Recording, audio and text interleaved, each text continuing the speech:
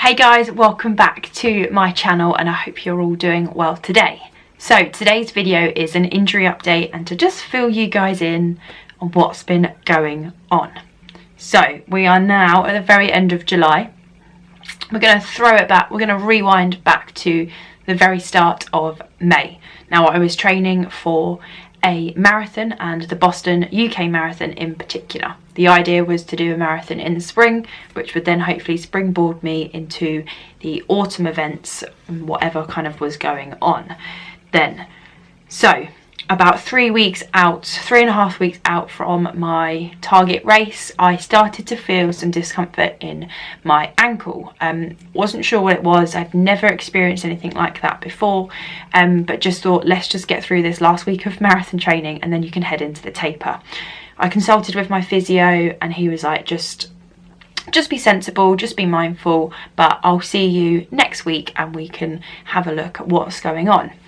So carried on with my training. I dropped I think 1 or 2 runs that week and just wanted to really focus on the key sessions. I was doing my long run on the Sunday and I had to stop 3/4 of the way through.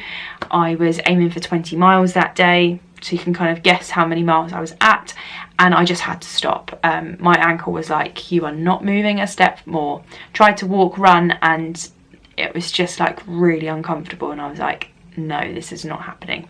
So James picked me up because I was doing a point-to-point run and we headed off to junior parkrun because our nieces have really got into it at the moment, which is super cool. So we were going on to cheer them on, which meant that the long run I'd started super early to make sure I could get to Northampton for 9 AM. So I was in quite a lot of pain for the next couple of days, but I had my physio appointment booked in, I think, for the Tuesday. So I went to go and see the good old Rudy at the treatment lab in Wolverton. He always treats me and has done for the last, I don't even know how many years now, 4+ years I'd say. And so knows me and my body and my injuries and any niggles that I've had quite well over the last few years. So he kind of thought that it was either some form of ligament damage or a stress fracture, and based on the fact that he did some ultrasound work, he was like, I think it's a stress fracture. And that was just gutting, because to me, I associate a stress fracture with personally doing too much. I've had a couple, well, that I didn't even realise.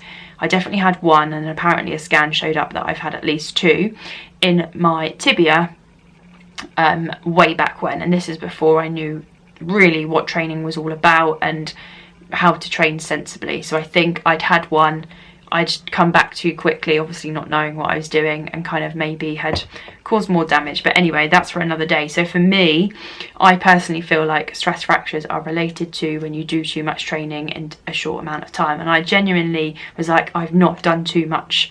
I have handled this load before, I've built up progressively. Like, it was just really upsetting to think that I'd inflicted it on myself.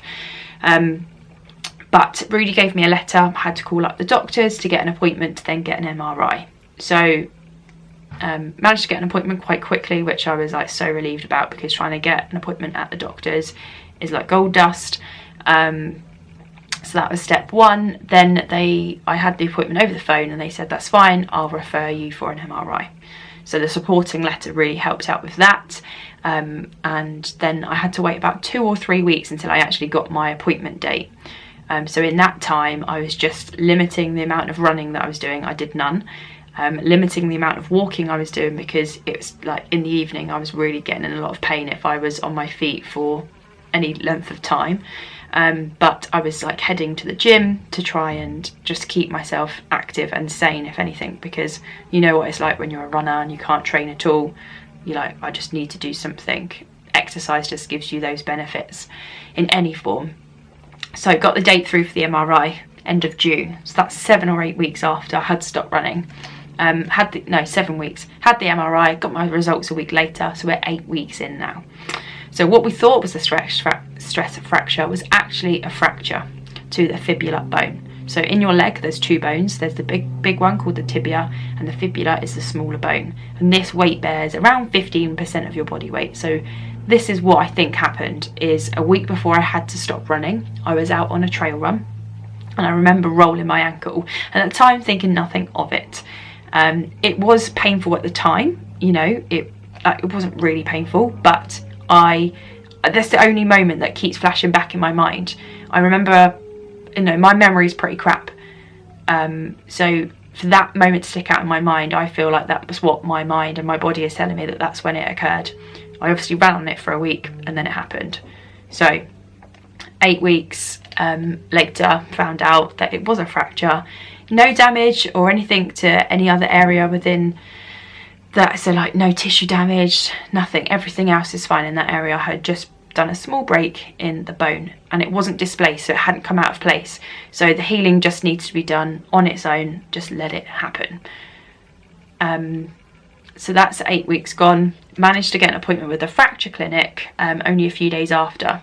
Now I'm really pleased I actually kind of followed that up myself, because I've had an appointment for the fracture clinic, which is at the end of August, and I've had another letter since pushing it back to the middle of September, which I'm going to cancel and just make sure that it is just, that was the original fracture appointment and not a follow-up, because I managed to get through to the fracture clinic myself by calling, and just explained that, you know, running and teaching is part of my job, and so I need to understand where I'm at and what I can do, because the doctor that spoke to me on the phone, I didn't feel like I asked all the right questions, and I didn't feel like I actually knew what was going on. Like, I knew what had happened, but I didn't know what the healing was like. I didn't know what I could do next. When you are in that situation, you don't think about the right questions to ask until it's happened. It's like when you go for an interview, you come away and you're like, oh, I wish I said this, or I wish I'd asked this, and that's what it was like. So yeah, I had the appointment with the fracture clinic at 8.5 weeks gone by this point, and the doctor said just to keep doing what I'm doing in terms of I can swim, cut back on the cycling just in this last recovery phase, and then at 12 weeks I can start to get back to normal. No follow-up, you're fine as long as you don't have any pain. If you've got any pain, you need to cut back, or then you need to come back in, and, you know, I don't know, find the next process if I'm in pain. So I've consulted with my physio and I'm allowed to start running again this coming weekend. That marks 12 weeks of no running whatsoever. So it's going to be a run, walk approach, but I'm just so excited. You know, I've really missed running these last few months. I, at the start, was like, knew I couldn't run, just there was so much pain there, so I didn't miss running because I just knew it wasn't physically possible. But over the last few weeks, now that I'm starting to get better, I'm like, I just want to go and run. So really excited for that. It's been a journey, and yeah, here we are. So the original plan this autumn was to do the Berlin Marathon and the London Marathon back to back. Now I don't think doing either of those are going to be very sensible when we're at this stage. I think it's about 9 weeks to go. When I start running, it'll be 9 weeks till London. So even trying to build up to that marathon distance is going to be sensible. To even try and build up at pace, I'll do some long-term damage. So Berlin's not happening anyway, because our charity has no longer got places for the Berlin Marathon, so that's off the table anyway, and that was off the table a couple of months ago, so that kind of made me feel better that I didn't have to try and get ready for a big target race. And with London, I have a good for age place, and I'm hoping that I can just defer my place until April. So the back end of this year is going to be just finding the love again for running, being sensible, and then hopefully just benchmarking my way throughout the year just to see where I'm at and build that base, as they say, so that when January comes around, London Marathon, here I come. I've got a few other targets that I'd like to do for next year. I have had quite a few guests onto our podcast recently. Podcast is called The Running Hub, if you hadn't heard of it, and a lot of people challenge that. A lot of our recent guests have challenged themselves in amazing ways in either doing something completely new or pushing themselves outside their comfort zone. So next year my targets will be London Marathon, another ultra. I said I'd never do another one, but I watched my friends recently do Race to the Castle, and yeah, it got me inspired. So I said to the girls, I'll do an ultra with you if you do a triathlon with me. So we've got London, we've got an ultra, we've got a triathlon, and also would like to try and squeeze in the 3 Peaks challenge with the Running Hub in there somewhere in the summer. before then getting married at the end of summer. So that's going to be a big old year next year in 2022, but I'm looking forward to the challenge and I'm just excited to get running again, if I'm being honest. I just cannot wait. Just so excited. We saw the return of parkrun last weekend, and I'll just put some quick footage at the end of parkrun, and just how amazing it was. And yeah, it just felt so good to be back. The community spirit, the whole atmosphere is what it is all about, and this is what running is, and that's what we've missed over these last 18 months. So I just cannot wait now I can't wait to start, like, I know, obviously not getting ahead of myself, but I just can't wait for that day where I can run a fast park run again, or run a fast 5k again. I know obviously I'll regret that when it actually comes to it, but I just can't wait for that feeling to feel fit again. It will take time, I know that. It's not gonna be next week that I'm gonna be like, yes, I feel super fit.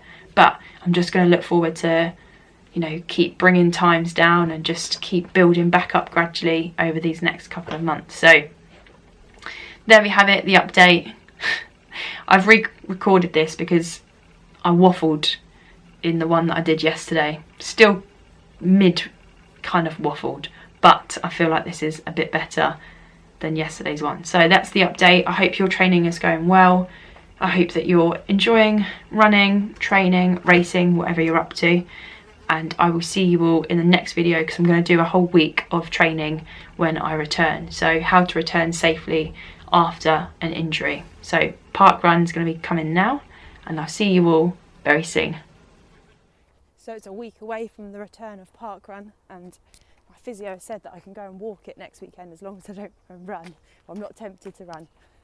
So with a week to go, I haven't really done any intentional walking over the last couple of months, so I thought let's try out. I did about 12 minutes on the treadmill the other day, no problems. I think that was a couple of days ago. So this is about 20 minutes, yes, and all feeling fine. There's like things going on in my head, like can you feel anything there? But yeah, just it's a lovely morning. I've really enjoyed just popping some music on, and just honestly I can't tell you how excited I am when that first run comes back.